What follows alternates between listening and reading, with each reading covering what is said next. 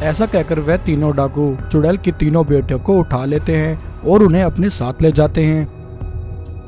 जल्दी बताओ मेरी बेटियां कहाँ हैं? एक बार जंगल में एक चुड़ैल को 3 बेटियां हो जाती हैं। चुड़ैल अपनी तीनों बेटियों को देखकर बहुत खुश होती है। चुड़ैल की तीनों बेटियां बड़ी विचित्र पैदा हुई थी। एक बेटी का रंग काला था, एक का रंग नीला तो एक का रंग पीला था। चुड़ैल अपनी तीनों बेटियों का नाम काली, पीली और नीली रखती है। चुड़ैल अपनी बेटियों का बहुत अच्छे से पालन पोषण करती है और उनका अच्छे से ख्याल रखती है। एक बार चुड़ैल की तीनों बेटियां आपस में लड़ रही होती हैं। एक बेटी कहती है, अरे तेरा रंग तो काला है, इसलिए माँ ने तेरा नाम काली रखा है। क्या तूने मुझे काली बोला? मैं तेरी शिकायत माँ से करूँगी। तो क्या हुआ, तेरा रंग नीला है, तभी तो माँ ने तेरा नाम नीली रखा है। चुड़ैल की तीनों बेटियां अपने अपने रंगों को लेकर आपस में झगड़ रही होती हैं। तभी उनकी माँ चुड़ैल वहां आती है। मेरी बेटियों क्या हुआ? तुम आपस में क्यों लड़ रही हो? माँ, इसने मुझे काली बोला। ये कहती है मैं काली हूँ, इसलिए आपने मेरा नाम काली रखा। मेरी बेटियों, तुम तीनों का रंग ही सबसे अनोखा है, काली, पीली, नीली। तुम तीनों आपस में मत लड़ो। तुम तीनों ही मेरी सबसे अच्छी बेटियां हो, फिर कभी आपस में मत लड़ना। चुड़ैल माँ की यह बात सुनकर उसकी तीनों बेटियां आपस में लड़ना बंद कर देती हैं और खेलने लगती हैं। एक बार चुड़ैल की तीनों बेटियां अपनी गुफा में अकेली होती हैं। तभी जंगल से 3 डाकू गांव से चोरी करके लौट रहे थे।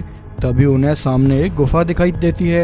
एक डाकू कहता है, अरे भाई वह देखो, सामने एक बहुत बड़ी गुफा है। कुछ देर में रात हो जाएगी। चलो आज रात हम इस गुफा में जाकर आराम करते हैं। कल सुबह हम सारा माल लेकर यहाँ से निकल जाएंगे।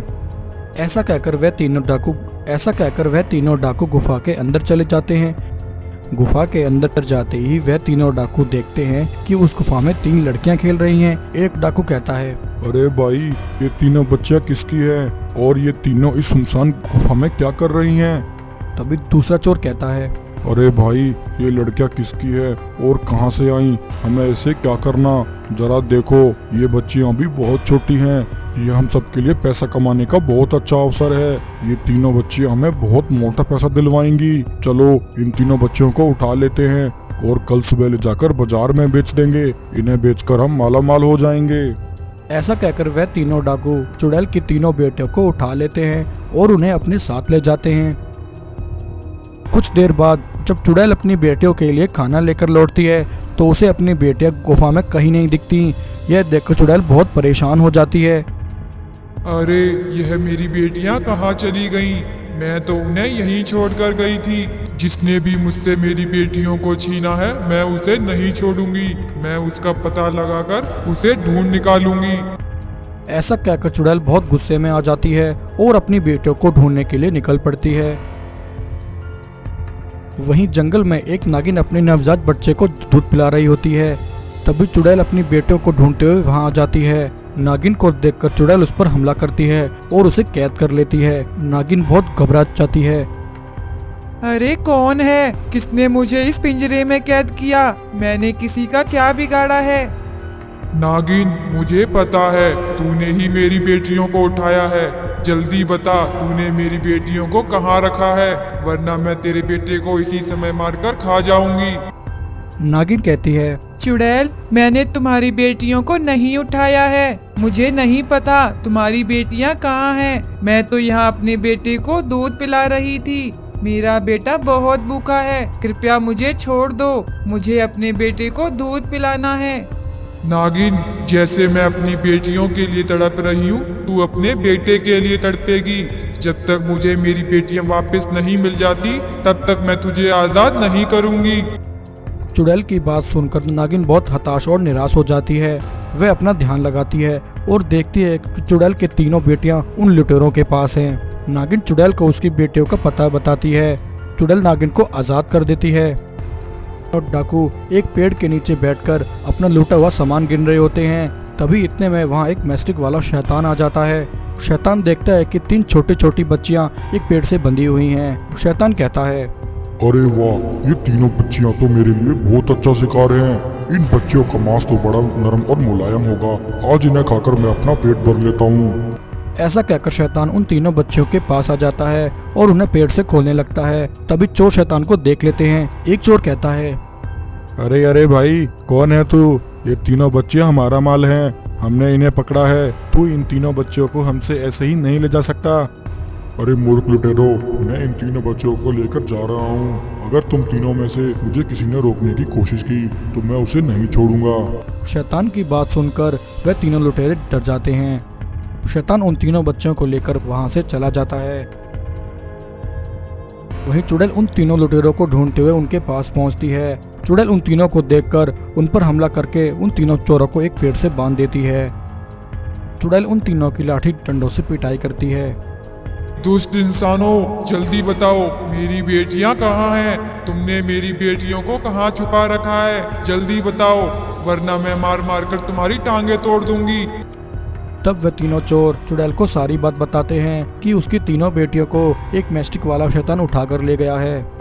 उधर शैतान चुड़ैल की बेटियों को लेकर अपनी गुफा में आ जाता है। शैतान उन तीनों बच्चियों को लेकर एक मशीन में डालकर उन्हें काटने वाला होता है कि तभी इतने में नागिन वहां आ जाती है। नागिन यह सब देख लेती है। नागिन भागकर शैतान के पास जाकर उस पर हमला करती है और शैतान को अपनी शक्तियों से वहीं मार देती है। तभी इतने में चुड़ैल वहां पहुंचती है। नागिन उन तीनों बच्चियों को उसकी मां चुड़ैल को सौंप देती है। चुड़ैल अपनी तीनों बेटियों को जिंदा देखकर बहुत खुश होती है और नागिन का धन्यवाद करती है। अरे शैतान, मुझे छोड़ दो, मुझे मत मारो, मैंने तुम्हारा क्या बिगाड़ा है? एक बार भूख से व्याकुल एक शैतान और चुड़ैल जंगल में भटक रहे थे। दोनों चलते चलते बहुत थक जाते हैं और एक पेड़ के पास आ जाते हैं। चुड़ैल कहती है, शैतान, मैं बहुत थक गई हूँ और मुझे बहुत प्यास लगी है। मुझसे अब बिल्कुल भी चला नहीं जाता। शैतान बोलता है, चुड़ैल, तुम एक काम करो, तुम यहीं इस पेड़ के नीचे थोड़ी देर आराम करो, तब तक मैं तुम्हारे लिए कुछ खाने को लाता हूँ। ठीक है शैतान, जल्दी आना, अब मुझसे भूख बर्दाश्त नहीं हो रही। ऐसा बोलकर शैतान अपनी पत्नी चुड़ैल के लिए खाना ढूंढने निकलता है। शैतान एक नदी किनारे आ जाता है। उस नदी में कुछ जलपरियां रहा करती थीं। शैतान जलपरियों को देखकर कहता है, अरे वाह, इस तालाब की जलपरियां तो कितनी बड़ी और हट्टी कट्टी हैं। मैं एक काम करता हूँ, इनमें से एक जलपरी को अपनी पत्नी के खाने के लिए ले जाता हूँ। जलपरी को देखकर मेरी पत्नी बहुत खुश होगी। ऐसा कहकर शैतान नदी में जाकर एक जलपरी को पकड़ लेता है और उसे लेकर अपनी पत्नी चुड़ैल के पास आ जाता है। चुड़ैल जलपरी को देखकर कहती है, अरे शैतान, यह जलपरी तुम्हें कहाँ से मिली? चुड़ैल, ये जलपरी मुझे तालाब से मिली है। उस तालाब में इसकी जैसी और भी जलपरियां हैं। चुड़ैल कहती है, शैतान, मुझे वह सारी जलपरियां चाहिए। हाँ चुड़ैल, चलो पहले इस जलपरी को अपनी गुफा में ले जाते हैं, फिर मैं तुम्हें सारी जलपरियां ला कर दूंगा।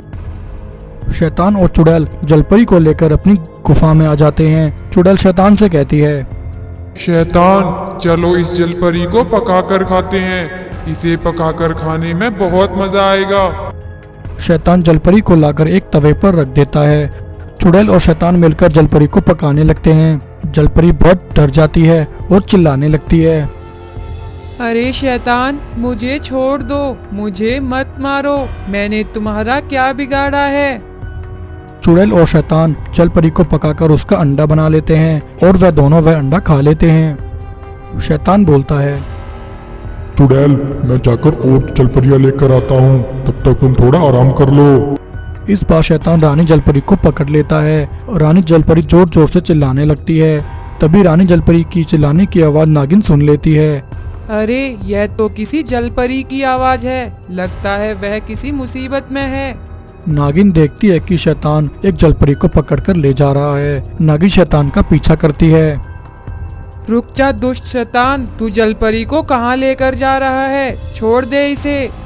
शैतान नागिन की बात नहीं सुनता और एक जादू दरवाजे से गायब हो जाता है। जलपरी का जीवन खतरे में है, मुझे जलपरी को किसी तरह उस दुष्ट शैतान से बचाना होगा।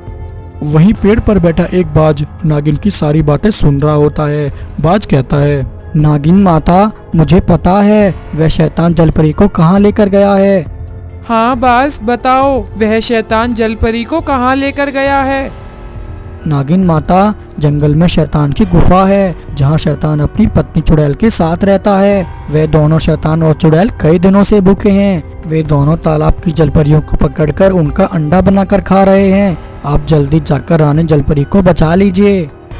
उधर वह शैतान रानी जलपरी को पकाने के लिए तवे पर रख देता है। चुड़ैल कहती है, अरे वाह शैतान, तुम तो इस बार उससे भी बड़ी जलपरी लेकर आए हो। इस जलपरी को खाकर इसकी सारी शक्तियाँ मेरे गर्भ में पल रहे बच्चे को मिल जाएंगी और हमारी संतान बहुत ताकतवर पैदा होगी। हाँ चुड़ैल, हमारा बच्चा बहुत शक्तिशाली होगा। तभी नागिन वहाँ आ जाती है। नागिन देखती है कि शैतान और चुड़ैल मिलकर जलपरी को पका रहे हैं। तभी नागिन अपनी शक्ति मारकर आग को बुझा देती है और रानी जलपरी को बचा लेती है। दुष्ट, तेरी इतनी हिम्मत, तूने हमसे हमारा शिकार छीना। शैतान, पकड़ लो इसे। नागिन अपनी शक्ति से चुड़ैल और शैतान को एक पेड़ से बांध देती है और उस पेड़ में आग लगा देती है। चुड़ैल और शैतान दोनों वहीं जलकर भस्म हो जाते हैं।